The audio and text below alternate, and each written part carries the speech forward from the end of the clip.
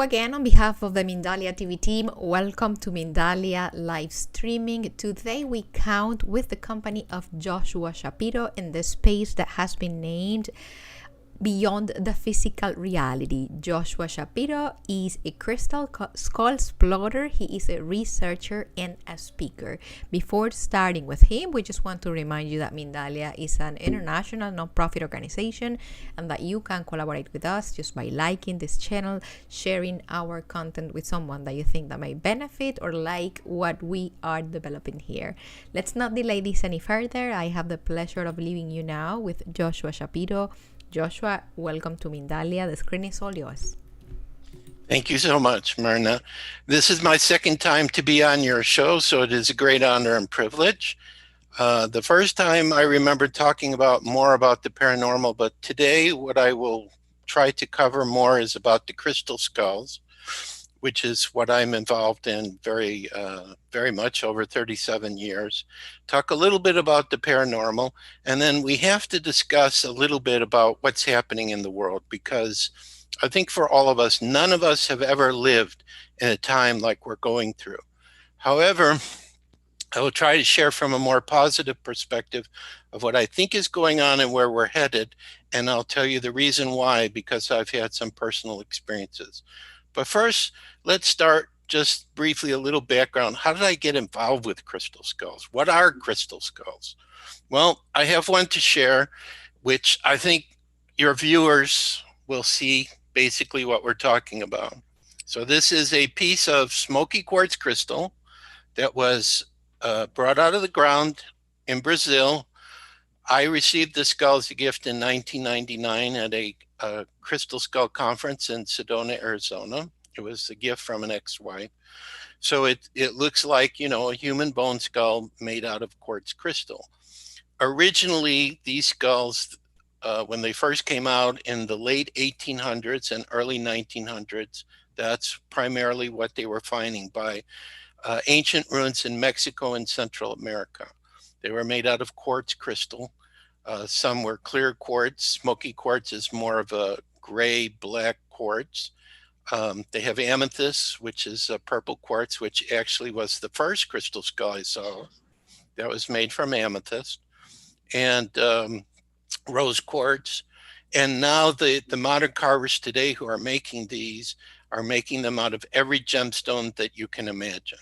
So all of them are crystal skulls. There's basically 4 types of crystal skulls that are known in the world today. There is the modern ones like what I showed you, and this skull has a name. It's called Portal de Luz, which for your Hispanic speaking people, you know exactly what that means. In English, it means portal of light. We wanted to give it a Portuguese name primarily because the carver is Brazilian and they speak Portuguese in Brazil. So, and plus, how can I explain this? There's now you may not believe this, but this is not just my experience, but also the experience of many other people who we call crystal skull guardians. They have a living consciousness that works through it. So Portal de Luz has a personality, and he's kind of comedian. Like sometimes when we do our presentations, believe it or not, I dance with him. He's 10 pounds. He's not so easy to hold and carry, but then I throw him a little bit in the air. I've never dropped him, and that's the way that we dance. But really, when we're doing our dance, it's more like a celebration of life. Because for me, having seen many crystal skulls in over 37 years, which has been April of 1983 when I saw my first one, I believe that they are a very powerful tool for awakening consciousness, for waking people up to their divine presence, for their spiritual gifts, and a lot of healing. So let me go back to my definition again of the 4 different types. It's very easy to move from one place to another with them because I've had many different types of experiences with them, which I'll try to share a little bit so you get more of a feel of what happens when you become a crystal skull guardian. So we have the modern ones being made by modern carvers, What they do is they use diamond tip tools in order to carve them, because especially quartz crystal is a very hard substance. So you have to have a substance like diamond, which we consider to be the hardest, to be able to cut through. And when they have those tools, it cuts through the quartz like butter. Because I've actually watched with Portal de Luz, he had some cracks and some things that happened from my traveling with him all over the world. A carver in Switzerland did a little minor repair, and I just, was amazed at how quickly he could go in and fix things.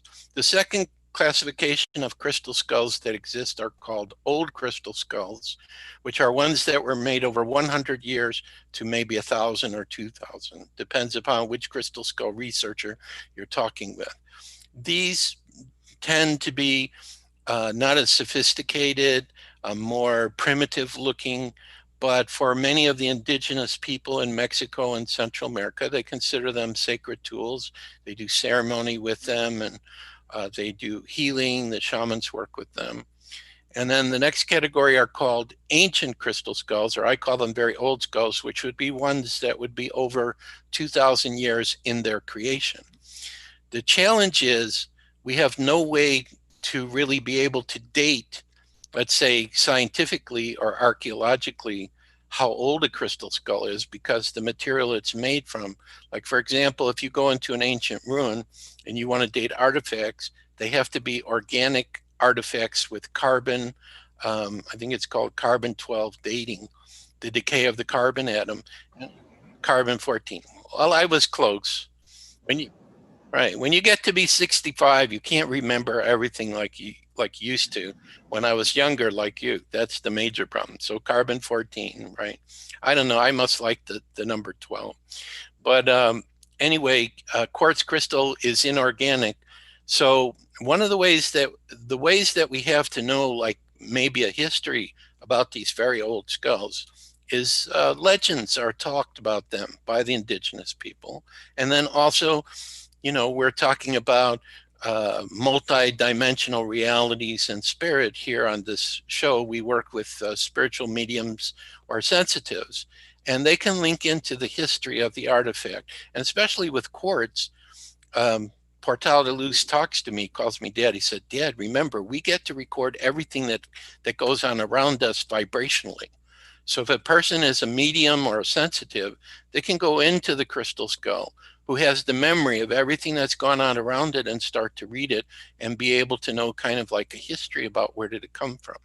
Now, there is one other thing related to the very old skulls that I'm talking about, and that is, could they be gifts from the gods?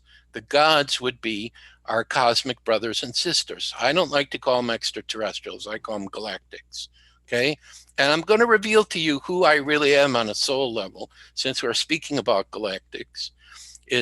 I've met a lot of people who call themselves star people or crystal children or whatever, and they remember coming from other planets, not from the Earth. Now, that's not my case. I have resonated to what an early UFO contactee called George Hunt Williamson from the 1950s wrote about, which are cosmic wanderers. These are the cosmic chimney sweeps who travel from planet to planet to bring them into the light. And this is what I sense. I don't really sense like I have a specific planet that's my home, but I have a sensing that I've visited many planets, and that the galactics are very well aware of who I am. Although I constantly telepathically talk with them and say, it might be good in an isolated location that I happen to be, if you would kind of show up more in the physical so we could meet, because I'm only having the sensing of their presence around vibrationally and telepathically. But I guess we're not quite yet ready for that time. Although I know for a fact, and I was trying to think of a wise American saying, but I can't do it again because of my 65-year-old memory. But I know for a fact that there are governments on this planet who are having direct contact with the galactics, all kinds of galactics, positive, neutral, and those that are not so pleasant. But that's another story. But anyway, I think that some of these beings actually gifted crystal skulls to some of these Mesoamerican and indigenous people, which became a sacred tool for them that they started to use and to work with. plus the other thing is, when I was in Brazil and I was meditating with a crystal skull, I had a vision that onboard spacecraft, they have their own crystal skulls, which are vibrationally linked to the ones on the Earth. So they're able to see what's going on here through the crystal skulls, sort of like their video cameras. So I'm just trying to give you a sensing of what these crystal skulls are about, what they entail, what's possible. Okay, the last category of skulls is apported crystal skulls. So I don't know if any of you understand what an apportation is, but we actually have a little tiny skull that was apported through a spiritual medium in the Seattle area. It's where an object comes from nowhere into our reality. Now, in the case where this little crystal skull came that was apported, it came through the medium's mouth along with like 30 or 40 other gems and jewels. And he said there was an energy vortex where spirit would push these objects through into our reality.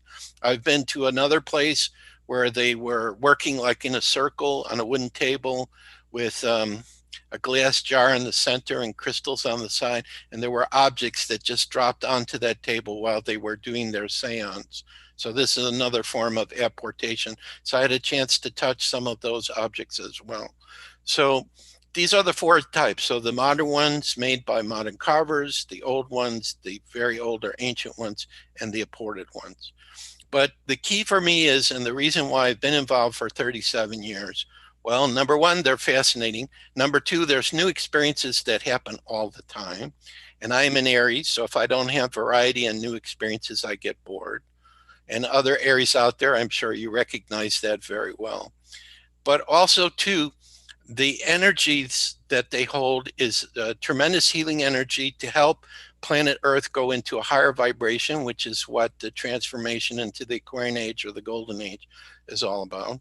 And that's actually what's really happening right now. Even though we're locked down, we're not allowed to go out. In some places you have to wear masks. Thank God here in Georgia we are not have to wear it, because I will not do that. You know, finances is going crazy and all this. This is just the beginning of the end of the old and the beginning of the new. So the crystal skulls, or at least the first one that I met, which was an amethyst skull, called to me, it said to me, we were very prevalent on the earth many thousands of years ago. We worked very closely with humanity, but then there came a period of time where we had to hide, because I guess the vibration lowered and we went into a chaotic moment. But now we're returning, and we're going to work with humanity to help to create world peace. So that is the key message that I think the skulls are doing. So what they're doing right now is basically people who are drawn to them, or maybe you saw the Indiana Jones film, the last one, where they had one main skull which turned into 13 skulls. Okay, so that, why did Spielberg and Lucas decide to do it? It was because it's based on the possibility that there may actually be 13 main crystal skulls that were gifted to the earth a long time ago that have been hidden, which may be coming back. So there's actually a story I wrote about that possibility. So maybe one day it'll be a movie or something, who knows. But I believe that they are a catalyst for bringing forward a harmonious and peaceful energy, and for helping to activate people to come more into their divine state, more in touch with their spirit and so on. That's what they're about. Okay, so now I'm going to move to the paranormal a bit. There are a couple of, how can I phrase it, key concepts, key ideas, after being involved in this for so many years, that have come to me, which I think are profound truths. So see if any of these make sense to you, and maybe you can incorporate them into your life. So the first one I want to talk about is, I asked whoever's listening to me, whether it's creator or my spirit guides or galactics or dimensional beings or nature beings or whatever, I said, you know, creator has the ability to imagine every conceivable reality that's possible. So what does creator receive through each of us as an individual? I mean, if creator can think of every possibility, how do we, I mean, I know we benefit from creator's love, and that he's given us this gray planet and the reality and the experiences that we can have on many levels. But what does Creator receive from us? And the answer I heard was, your experiences, of course. But what does that mean? Well, even though there may be parallel Earths and parallel dimensions and other aspects of your multi-dimensional self making different choices, you know, like in America, we had this TV show called Sliders. I don't know if it went all over the world, but every week they would go through a dimensional door and they would go to a parallel Earth where things were some similar, some completely different, but there were alternative aspects of themselves there. And sometimes they would meet their counterparts. So the key for Creator, as I understand it, is that, and this is very important if you totally get this message, is that we're each unique and we each have a unique set of experiences. And unless Creator decides to do what was done in the Matrix movie where they started everything over, they recreated the human city and everything by the machines, if that happens. But this is the only opportunity that Creator gets to experience the uniqueness of who you are. Now, the significance of that is nothing is good or bad. You know, it's just about your experience and your choice. So you have an experience you like. Are you going to do it again? Most likely. You have an experience you don't like. Are you going to do it again? Most likely you won't. Okay. Or maybe you need to go through it several times to learn something. But the key is it's not good or bad. It's the experience of life. So the key is if you free yourself up to say, okay, on some level, before I was born, my soul said, I'm going to be this person and I'm going to have these kind of experiences. Then dive into it. Don't keep thinking, well, what are other people going to think? Are they going to think bad about me? Do I have to change? No, you know inside of yourself, and you can feel it, you know it, you have a dream about it, whatever way it's communicated, what flows for you and what is totally correct. Now, here's another idea I want to share with you. When you are spontaneous means you're not planning something, all of a sudden, there's like this energy that takes you over. You just feel you need to do something and you go with it. Okay. That is the opportunity when Creator can express him, herself, the most powerfully through you on the earth. When you are spontaneous, when you're thinking and stopping yourself from being yourself and stopping yourself from expressing your joy and your creativity, then Creator cannot come through. But when you're just open, it's almost like being a child, then major experiences can happen. Amazing energies can come through. Okay, so the key is, like, take a weekend. This is what I suggest. I do sessions for people, intuitive sessions, and I suggest this to them. So I suggest it to you. So take a weekend, a Saturday or a Sunday, go out into your favorite place where you feel good energy and just give yourself permission to do whatever it is that you want to do, that you feel to do. I mean, you might feel like to dance or to sing or just be in nature, whatever it is. I particularly think a good experience is when you have one of your most favorite music where you have to dance to it. You don't say, well, I'm 65 and I'm too old and I'll look ridiculous. No. Go into it, just dance to it. Let that joy come through you. This is another way of being spontaneous and how to express that. And the key is, it's like riding a bicycle. Remember when we were young and taught how to ride a bicycle? How many times did we fall off? A lot, right? Well, it's something that you have to practice until it becomes a natural part of yourself. So once you start doing it, like there was one time I was living in Las Vegas, and I didn't have very much money. I didn't know what was going to happen to me. And I listened to a song, Rock Me Amadeus by an Austrian group, Falco. And I just totally let myself go. And the energy and the joy that came through me was unbelievable. And I never forgot that. And so this is, to me, was one of the keys. All you can do is try these things, and eventually you're going to find what works for you, because not everybody has everything that you think. Let's see. So those would be two things from a paranormal perspective that I would suggest, think about it, see if it makes any sense to you. Of course, we all have spiritual gifts, intuition, feeling, vision. So the key is to trust that and see what happens to you. You know, again, our logical mind, for example, will stop ourselves. We'll get this inspiration or an idea and we'll go, no, that's too crazy. I can't do that. What will people think? But actually, it's been given to you by spirit because it would open up so many incredible doors into your life if you just let go and go for it. I mean, think about it this way. What's the worst thing that could happen to you if you tried something crazy? Nothing will change, right? You'll still be the same. But what's the best thing that could happen to you? Everything could change. So is it worth it to try it? What do you have to lose?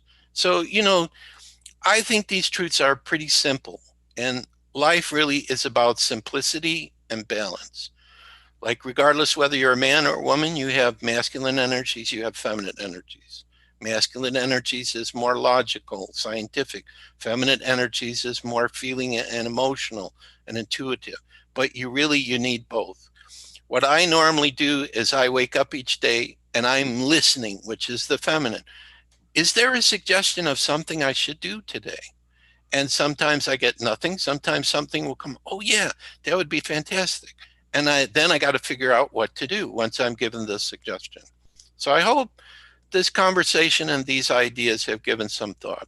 Now, the last part is I want to talk about what's happening now. Now, this is not such an easy thing to do because, first of all, this is what I did, is while I'm sitting around doing nothing, which was probably back in May or June.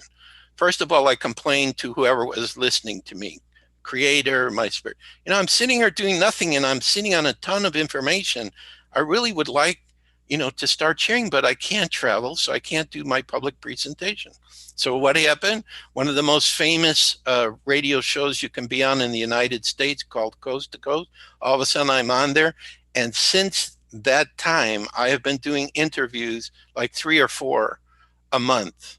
And the only time I can remember doing so many was when the Indiana Jones film came out and they said, oh, Joshua Shapiro's involved with Crystal Skulls. We should interview that guy. And I had a ton of interviews before the movie came out. Most of them, fortunately, were positive, but I was prepared for people to laugh at me and say I was crazy and so on. It didn't bother me, So, but anyway, that was a good experience, but it's happening again. So that was the first thing. The second thing that I asked of Creator Spirit is I said, I really want to understand what's happening right now because I know that, okay, so this is my opinion. I can't prove this. I don't have any whistleblowers that I know that I can tell you this. I mean, I'm watching YouTube videos like probably all of you, and I'm talking to other people and so on. There is no way, and I'll explain to you how I know that this is true. There's no way that all these people are getting sick and dying from this virus. It is impossible. Now, let me explain to you why I know this, okay? When I lived in Las Vegas, I think it was in 1990 or 91, maybe 1990, I was minding my own business, walking down a major street, and the cars were driving very fast on this street. And I heard a loud screech behind me, and I always think I'm always protected, so I didn't bother to turn around. And the next thing I know, my vision is going from light to dark, and I wake up 2 days later and I'm strapped to a hospital bed in the hospital with a doctor asking me, do you remember the truck that hit you? And I'm going, is this person insane? What are they talking about? But then I didn't stop to think about how did I get in the hospital and what was I doing in this bed and why was I strapped down? Then eventually I came back the next day. So I think I was hit on a Thursday and I really came back on a Sunday. But I remember now a part of what happened to me and why I needed to be in a coma. So are you ready for this? Okay. Are you ready, Myrna? You're shaking your head? Okay. I had to go to a meeting where there were many cosmic beings. The only way I can describe this is if you ever saw the first Star Wars movie, not the one that came out, but in the series, where Princess Amidala goes to the planet Trantor, and she's speaking to all these beings from all over the universe, okay, in a chamber. I was at a meeting like that. And what I sensed was happening at this meeting was they were talking about us, the earth, their brothers and sisters on the earth, how we're struggling, and we're working very hard to evolve and get more in touch with our spiritual part and our divine part and all the challenges we had. And they loved us and they wanted to help us. But they needed to have some, I guess I was in my light body because my physical body was in the hospital. They needed to have souls that were incarnated on Earth who could listen to their ideas, because if you don't live on a planet, you don't know how things work there. You can't understand it. You know, it's like going to a foreign country. You can't understand their language and you don't know what their customs are. Especially indigenous people, their customs are almost like otherworldly. So they needed, and I'm sure there were other people that this happened to, they needed feedback. And somehow I was there to watch and give feedback. But in the meantime, it means I saw what they were planning to do. I saw what was going to happen in the future. Okay. But as I recall coming back, there was like this door in front of me and it was dark on the other side. I just knew if I go through that, I go back to Earth.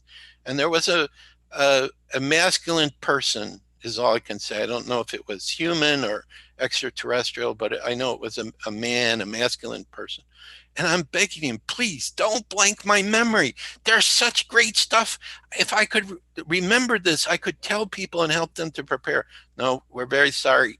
You're not allowed to remember this. However, I will tell you, as things begin to happen on your Earth, you will recognize them because you already saw them, and you'll know what's true and what's not true.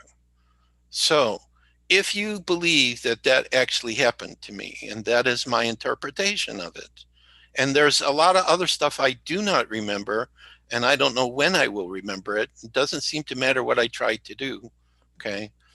But I know for a fact, as soon as I saw the pandemic, as they called it, coming to the United States, and all of a sudden they were talking about all these people, I just said, nope, this is not possible. Now, I think this is what happened. When they released it in China initially, I saw some video from people in China, and there were a lot of people who were getting sick. Okay, it was very serious. But I think that it has mutated. And a matter of fact, here in the United States, I don't know what the CDC represents, what those letters represent, but it's a medical organization.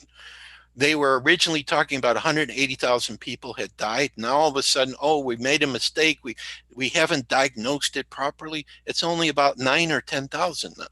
Okay, so there's too many inconsistencies around the explanation that the major media is giving us that this is not true. And it was very clear they're doing this. Whoever planned this, they created it.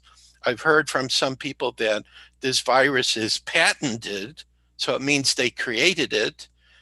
They did it to lock us down and have more control for other things.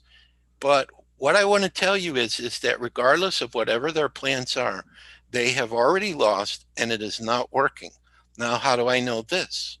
Okay, so in 1996 or 1997, I'm in Brazil, and I have my future self in this lifetime talking through me. He's writing, and he's talking about the future. And in this future, and it's between 2037 and 2040, that's not that far away. Everything is totally peaceful. The galactics are walking amongst us. All the adults are parents to all the children. There's total peace and harmony. We can go visit the galactics worlds, okay? The children are surrounded by love. It is a completely different world. It's like paradise. It's probably like what it is in so-called heaven or the higher dimensions, okay? And so then I looked for, how can I validate that this isn't totally my imagination and fantasy? Because, you know, we all want this, okay? But we have no idea how can we make that happen with the mess and the conflicts and the chaos that's going on right now. So there's something called Project Looking Glass. I watched a video on YouTube. Mr. Wood was interviewed by Carrie Cassidy, who talks to all these people about conspiracies and black projects and everything. And I'm sure there's a lot of that is true, but you have to watch it and decide for yourself, because some of it is absolutely fantastic. So she's talking to this guy, Mr. Wood, who has been involved in this. Now, Project Looking Glass is a device, and I think it was created in the 60s and 70s. Parts of it, he said, came from the Stargate systems they have. So if you've ever seen Stargate, SG-1 or any of those shows, they already have these Stargates. It's true. They travel through space and time. They probably were gifted it by the Galactics or whoever they're working with. So they took parts from that and they created a device where you could go into its presence and it would show you potential futures based on what it is you're thinking you want to do. So the simplest example I can give is, let's say you want to start a new company and you have like 10 different ideas. You don't know which one is going to work the best. So you go in front of Project Looking Glass, think about each one. It shows you what's going to happen and you'll see which one you want to go. Now, obviously, the people who created this weren't creating it so that they could create a positive future. They were doing it for their own purposes, selfish purposes, to see what would happen if they did something. Now, Mr. Wood said, and I think he said this, but I'm not totally sure, around December 21st, 2012, when the Mayan calendar ends. By the way, when the Mayan calendar ends, it restarts. It's not the end of the world, obviously. It's just a new calendar, a new cycle is starting for the Mayans. That's all that it was. So around that time, I think he said that when people would work with Project Looking Glass, it would only show them one future. Okay. And it wasn't the future that the people who had this device wanted people to see. So they're not allowing anyone else to use it. So it had to be a positive future. Okay. So this is why I know, and I can only imagine, that we'll have a positive future. Now, you may agree or disagree with this. Again, there's no way I can prove it. But I believe that there is, how can I say this without getting too graphic? There is a conflict that's going on between good and evil right now, okay? And good has already won. And it has been helped by positive galactics. And it has been misuse of humanity by not so nice galactics for many years. And this is now ending. President Trump is involved with people who are taking care of this. This is why, for a lot of people, they don't understand a lot of things he's saying because he's saying certain things which are code for other people. This is why the American election coming up is the most important in the world. All I can tell you is he has already visited almost all the major leaders in the world. And basically he said, if you don't work with us for peace on the planet, there's information we have that will make you look not so nice that we will release. And so pretty much everyone is kind of following and going with him. There's a new money system that they're saying also is going to come out. There's an advanced computer called QFS, gifted by the Galactics to us. I don't know if I saw that in my coma experience or not, but they say it's already online. If that is true, then the wealthy bankers, the cabal, whatever you want to call them, deep state, whatever name resonates with you, elite, they have so many names, they can't steal money anymore. It is impossible with this new system. And eventually, all the major currencies are going to be backed by gold in the future. Take too long to explain all of that. So paradise, the clue of paradise coming that my future self has been talking about, there are things going on behind the scene. Now, obviously they can't talk about any of this because the other side is listening and trying to figure out, is there anything we can do to stop it? And they cannot. This is a plan that's been going on for more than 20 years. And the new financial system is being called Nasara, or Jasara for the global, Nasara for the United States. I read the document of it. People will not lose their money. Here in the US, one of our current dollars will be exchanged for one of the new dollars. It will not be coming from the Federal Reserve. It'll be coming from the Treasury, which Trump is in charge of. So if you feel intuitively or something that maybe there's some truth to what I'm talking about, the key message that has been repeated by a number of people, which I agree with, is the news is fake. It's giving you a scenario which is not true. Just go day by day, stay in the positive, be an example of the light for other people. listen to your guidance, meditate. You have time now, meditate, and be ready, because if this indeed is happening, then, okay, I have a guide over here saying very strongly now, then the light workers, what you really came here to do, be ready. It's going to start happening very soon, okay? Sooner than you think, okay? Oh, I have chills when I say that. Seriously, sooner than you think. Is that right, Portal? Yep, he's saying absolutely, okay? So there is a positive future ahead. Do not give your power away. I mean, I'm just at peace. I'm just going with the flow, and actually there are something, new projects I'm starting which could be very interesting. I have no idea where it's going to go, but the prosperity of the universe is coming back to the people. That would be the easiest ways to say it. Okay, so those are the things I wanted to share. So now you're an expert on Crystal Skull. You kind of know what God receives from you, or Creator receives from you. And you have a little bit of an idea that there is a lot of positive stuff going on underneath the fake news. So, Joshua, thank you. We truly appreciate the fact that you have dedicated so much time to bring a message of optimism, and that definitely, it's to me, it's a game changer. Let's focus on the positive, and you know, I'm optimistic myself, and I do believe that, you know, the good will always win, because we can only evolve, right? There is no way in which we can go back in our evolution. Let's incorporate to our conversation a question that is being made by Aaron Montes de Oca. He's watching us from Mexico, and he's asking via hola, señor. Via Facebook, can we know our futures, our potential futures, based on the present time? Well, okay, yeah, that's right. Again, I hear something. If you want to know what you're here to do, it's very simple. What makes your heart sing? Do you know the answer to that? Obviously, for me, sharing information, researching, having adventures, not letting my crystal skull tell me all the time what to do. These are the things that I like, okay? Writing books is very interesting. Speaking. So whatever it is that you love to do, that is your future. That's what you came here to do.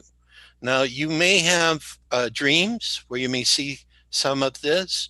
You may have an intuition, like especially right now, as we're going through this very transformational time, you may get all kinds of inspiration to start things that you never thought you could do before.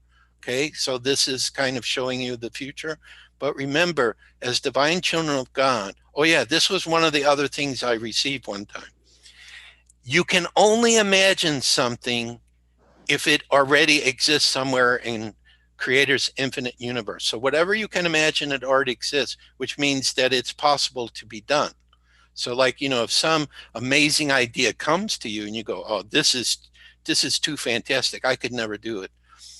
I can't think of a good way how to say no on that. You know, we each have in our country a different way of kind of saying, for God's sakes, no, but in a more dramatic fashion.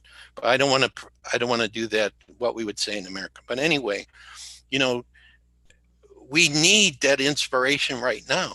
I mean, every one of us can have a creative idea that comes to us that can help to build the positive, peaceful earth that we're going towards. Okay, but the key question I find is, what makes your heart sing? Because when you're doing it, you're like singing to yourself and you're happy and you don't have a care, and you don't care what anyone else thinks about you. If they like you, they'll, what difference does it make? I'm me. I'm myself. I'm doing my best. If there are people that are supposed to hear what I have to share, great. If they don't agree, it's okay too, you know, because we all have our own experiences. So you can get a peek into your future by knowing the answer to that question. But the key is you, and I this is the only example I can take, but I don't like the person I'm going to tell you when I say it. Bill Gates, when he had the idea for Microsoft, okay, didn't really exist what he was going to do. And he took massive and immediate action. He may have had some other help too, we don't know about, but anyway, He took massive and immediate action, and that concept of what he shared is important. So that's what you have to do. If a good idea comes, don't say, it's impossible and forget about it. No, go with it. See where it takes you. Again, you have nothing to lose by it. So I'm just accustomed to doing that all the time. If a new idea comes, okay, great, I'm ready for it. So that would be the best way I know how to answer that question. I hope it makes sense. Muchas gracias, señor. That's beautiful, Joshua. Thank you for sharing with us that question. Since we are on the side of optimism, from your perspective, climate change, the harm that we have been making to this planet throughout the past years, several past years, and the way we actually interact with the environment, is that something that we can recuperate? Is that something that we can trace back towards a more harmonious living? I think what will happen is once the Earth has peace, then we will have more direct contact with the galactics. And there have been several UFO researchers who said they have advanced technologies that can solve every problem on the Earth. So I think that even though this is, a sad thing that we're disrespecting Mother Earth, who is a living being, that they will work with us through these advanced technologies, and we will bring it back to paradise. So, that's what I see. I don't see any of the problems we have today, like pollution and whatever. It's not in the future. My future self is called Argus. Argus says, no, it's paradise. It's beautiful. The galactics then want to come visit us, sit down on the grass, talk to us, tell us about their worlds. So I think, basically by doing this disregard for Mother Earth, it's teaching us lessons because, it does affect our health and affects our weather and everything. So, but we will eventually fix it in the future. It won't be a bigger problem. You make me smile with that answer. Then let's just picture our future selves, not too future, but more like a immediate future. Why not having a picnic and breathing freely in what now we may have as a landfill? Who knows, right? The That's endless right. possibilities. Aaron is very thankful for your answer. He's replying from Mexico. He's very happy that you answered his question, and he feels very satisfied with what you said. There is another question here, and it's regarding the shape of crystal skulls. Do you have any information about why are they shaped as skulls? Yes, this is probably the most asked question, so you better believe I'm prepared to answer it. Okay. So first, let's think about our own bone skull. Okay. So unfortunately, what's happened in the past, the image of a bone skull has been associated too many times with death, doom, and evil. Like, pirates use the skull and crossbones, or on poison, they show this. I think where this comes from is in some of the Mesoamerican people who had crystal skulls, like maybe Mayans, Aztecs, Toltecs, in the later aspect of their civilizations before they totally declined. The priests didn't want people to know about the healing powers of the skulls. And so, they kind of said, only we know how to work with them. And if you try to work with them, bad things can happen to you. But what we have to also understand too is that some higher force created our form. I think in this universe, the humanoid form is very popular. Even though the galactics will look differently than us, they still have a head, 2 arms, 2 legs. So some higher being created the skull. And I think it works similar to how a pyramid works, where you go 1/3 of the way down from the top point of the pyramid. It starts rejuvenating metal, and there's a special energy there. I think the shape of our skull allows us to receive cosmic knowledge and information. Okay, so it comes to our superconscious and subconscious, and then it'll eventually filter down into the actual physical brain so that we can understand these higher teachings, while we're in physical body. So that means that the skull in our body is not the only thing that's evil and the rest is okay. It means that it's a receiver for for special energy and knowledge and information. Now, quartz crystal, I can't speak to all the gemstones because they each have different properties, but I resonate very much with quartz. Quartz crystal has this ability to be a transmitter and receiver for a wide range of frequencies of energy. There was a book called The House Between Worlds by Mary Bradley Zimmer, and she talked about that when a crystal goes from one dimension to another, it stays in the same shape. So it means that from the other dimensions, it brings in the information. So putting together the quartz with the crystals, with the shape of a skull, gives us a very powerful tool for healing, for storing knowledge, information, but also it's a mirror and it reflects back things about ourselves as well. So that's my understanding of why the shape of a skull. Not little understanding. Thank you for sharing that with us. And guess what? We have reached the end of our conversation. We've been joined by people all over Latin America and the US. Before we leave, of course, if you want to share with us closing thoughts. Well, the closing thought that I would have for each of you is you are super powerful. That what you imagine for the future being in a positive way, keep seeing it in your mind's eye. We are co-creating that future right now, and don't accept anything that tries to prevent you from doing what you love to do, or if you find out what your mission in life is, just go for it. We need all the help that we can get right now. And before you know it, we'll have paradise. They say by 2021, a lot of what I'm talking about could be in place. So let's co-create that and bring that and draw that and accept that. And then the light workers are going to have to explain to the people who are going to be in shock when all of a sudden they go from chaos to paradise. I can't accept this. No, the history's not true. I can't. We're going to have to help them. So if you're watching me right now, you're probably one of those who'll be helping the people who will be confused by all these amazing changes that are happening and will fully manifest in our reality. I'm sure of it.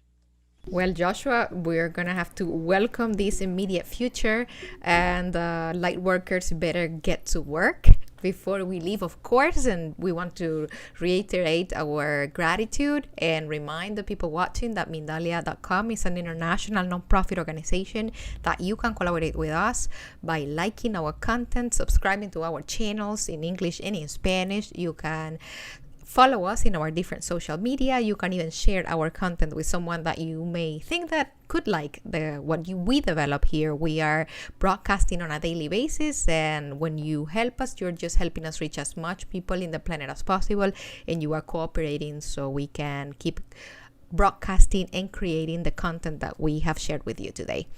Nothing else to say by now. Until next time, gratitude, and we will see you again on the very, very soon Mindalia live streaming. See you soon.